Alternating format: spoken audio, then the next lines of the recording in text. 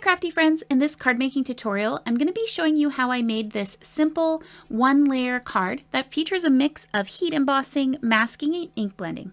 Hi there, my name's Nicole and I like to share card making videos here on YouTube. As always, I invite you to check out the description box below for more information. So to get started here, I've already gone ahead and pulled out my MISTI tool, and I've already loaded in a piece of cardstock here in the platform as well. This cardstock is actually trimmed down to the size of an A2 size card base, and I've already scored it in the middle. And I did go ahead and treat that with an anti-static powder tool as well. And that's because we're going to start off with some heat embossing. So right now I'm just stamping my images using some clear Versamark ink. If you're new to card making, Versamark ink is sort of a clear sticky ink that works perfect for embossing powders. So that's what we'll be doing here in a moment. Just while I'm finishing the stamping though, I should mention what stamps, of course, I am using today. And this is the Dearly Dear stamp set. It's from Erin Lee Creative. And so I pulled out one of the deer images off the stamp set, as well as a sentiment that says, love you dearly. And you're going to see that here in just a moment, kind of appearing on the card as I sprinkle on some gold heat embossing powder. So just sprinkling that gold heat embossing powder on, tapping off any excess back into my container, and then I'm going to go ahead and set all these extra tools aside because I'm going to be moving on to do some heat embossing. So I have my heat tool here. I've already gone ahead and preheated it for a few moments so it's nice and hot, and I'm just going to bring that over to my cardstock and start melting that powder here on the card front.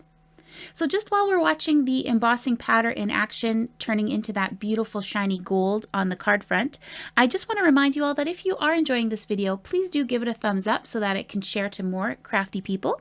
And I also ask that if you like what you see and you don't want to miss out on any more crafty inspiration, please be sure to subscribe to my channel. So now that the heat embossing is done, we're just going to set that card base aside and we are going to prepare a mask. So you can see here that I have a sheet of Gina K masking magic paper, and I'm just sticking that in my MISTI here, and I'm going to stamp out that exact same deer image here on the masking paper. So at this point, it doesn't matter what kind of ink you're using to stamp this out. Any ink will do, as long as you can see the outline of the deer, because in a few moments here, we are going to go ahead and cut out this mask.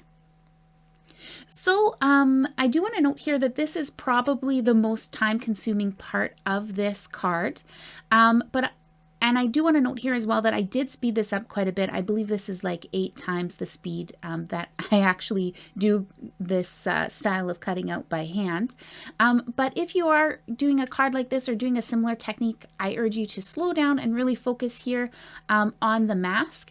Because the cool part about creating a mask like this is once you cut it out one time, you can actually reuse this masking magic paper multiple times and do multiple projects. So it really is worth taking the time, slowing down, making sure you have a good mask created. Because yeah, then like I say, you can definitely reuse it over and over. So now that I've gone ahead and cut out that deer, I'm actually setting the inside images aside and I'm just using the outside part of the mask. So on that note as well, one thing that's really helpful is when you're cutting out your image or your deer, try to cut out as much as you can in kind of one line so that I just personally find it easier to line up if you have it in, one piece rather than having to stick on several pieces of masking magic around your project. So at this point, I'm just kind of slowing down, making sure I have that lined up perfectly, and then we're going to move on to coloring this image. So for coloring the image today, I am using a set of ink cubes from Altenew, or sorry, a selection of ink cubes from Altenew, and the colors here from left to right are Sand Dune, Mocha, Pink Diamond, and Minty Mint. And I'm using some Altenew blending brushes.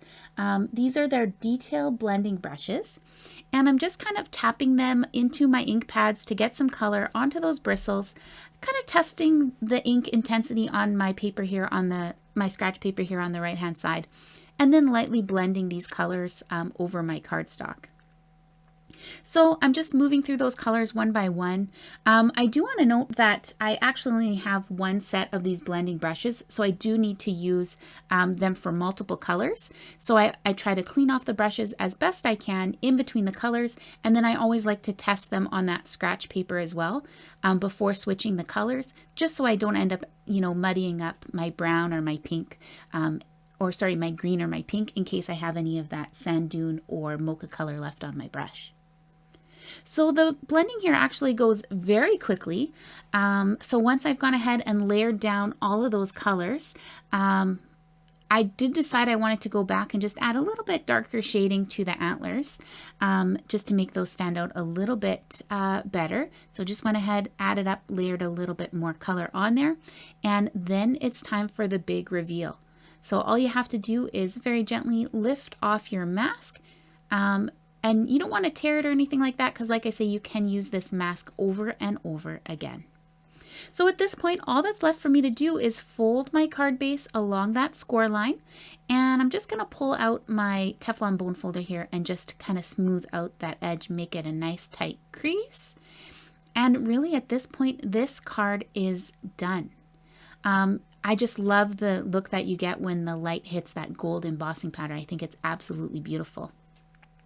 So here's another one that I ink blended. I wanted to show you. I did just a little bit differently. I kept the deer body, the very lightest of the brown shades, to get a kind of softer look on this one. But as you can see, I was able to use that masking magic again. So yeah, this is a great card project if you want to make multiples. Also, if you're new to card making, I think that masking is a really fun project. As well, if you're somebody like me who loves stenciling, and if you don't have layered stencils, you can always use masking paper and cut out your own stencils to use as well. So at this point, we're just going to do some final looks here on the card projects today. And just some reminders, if you like what you see, please do give this video a thumbs up so that it can spread to more crafters. And I'm just going to also show you here a couple other videos that may interest you for some more crafty inspiration. Thank you so much for hanging out with me today. And until next time, I hope you are keeping it crafty. Bye!